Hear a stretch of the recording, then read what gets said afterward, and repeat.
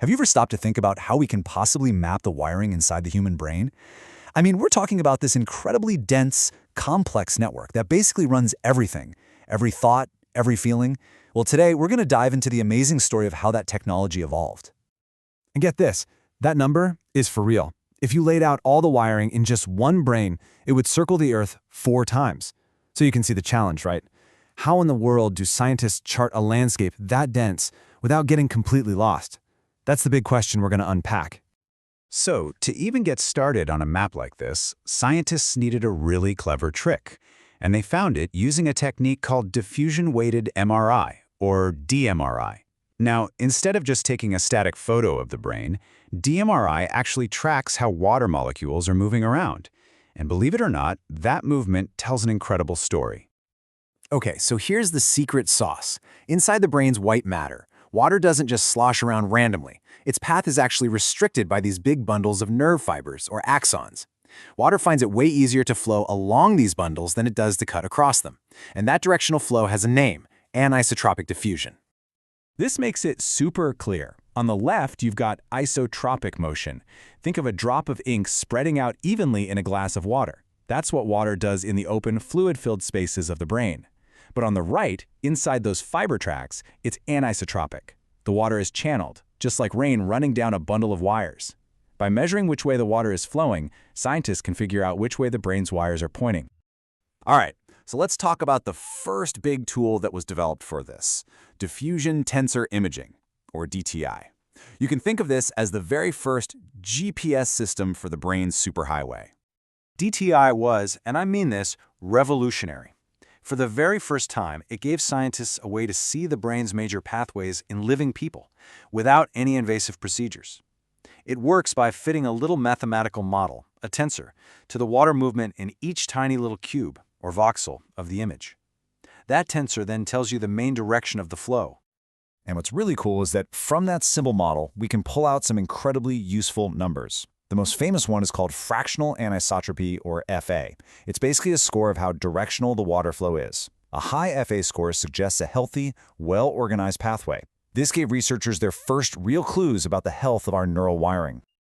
But, and this is a big but, here's where that first GPS system hit a major roadblock. It turns out the brain's wiring isn't just a bunch of simple parallel roads. Nope, it's a bustling downtown metropolis, full of complex intersections, overpasses, and on-ramps.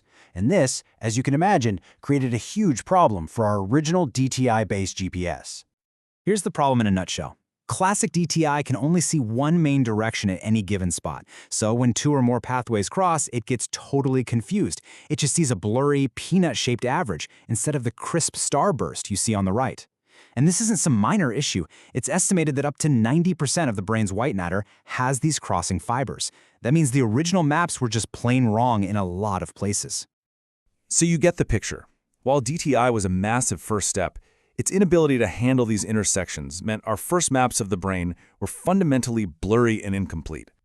So, to solve this whole crossing fibers problem, researchers had to go back to the drawing board and back to the scanner. A new generation of dMRI methods was developed to see the brain's wiring in much, much higher definition. The big upgrade was how the data was collected. Classic DTI used what's called a single shell scan, basically probing water movement at just one strength. Modern methods, though, use a multi-shell scan. They collect a ton more data at several different strengths, and that richer data set was the key to finally being able to untangle those complex crossing fibers. But all this incredible progress created a completely new kind of problem. All of a sudden, every research lab had its own custom software, its own way of analyzing things, its own file formats. It was chaos. Nothing worked together, which made it almost impossible to compare results from different studies. And this is where the final piece of our story falls into place. A unified software toolkit built by a team from around the world designed to bring some much-needed order to this chaos. They called it qsiprep. And you can think of it like a universal adapter or a Swiss Army knife for dMRI data. It was built to take pretty much any kind of data you throw at it, from classic to modern, and process it all using the absolute best methods in the field. Now, the real magic of qsiprep is that it's smart. It looks at the data you give it and automatically builds the best possible processing pipeline. It pulls from all the top software tools out there, using the best one for each specific job to give you a standardized, high-quality result every single time. And you can see the results for yourself. This chart measures image blurriness, and for this, lower is better. Look at the qsiprep bar. It's way lower, which means the images it produces are significantly sharper and less blurry than those from custom hand-built pipelines. And it's not just about sharpness, it's about the overall quality of the data.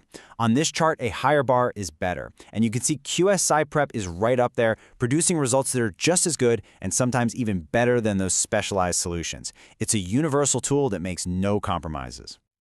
So once qsiprep has done its amazing job cleaning and standardizing all the raw data, it hands the baton to its partner tool, qsirecon, which handles the final, crucial step of making the maps.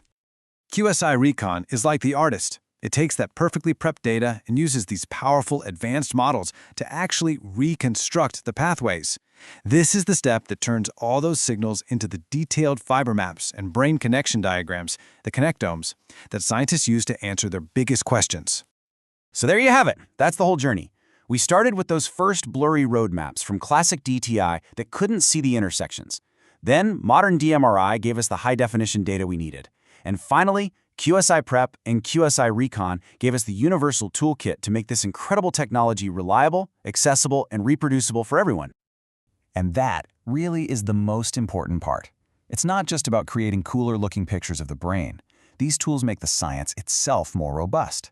They make it reproducible, which is absolutely critical if we want to make real, solid progress in understanding the human mind. Which leaves us with a truly fascinating question to think about. Now that we can reliably map the unique superhighway inside every single person's brain, what's next? What new doors are about to open up in personalized medicine, in understanding brain health, in treating disease? The possibilities, well, they're really just beginning to unfold.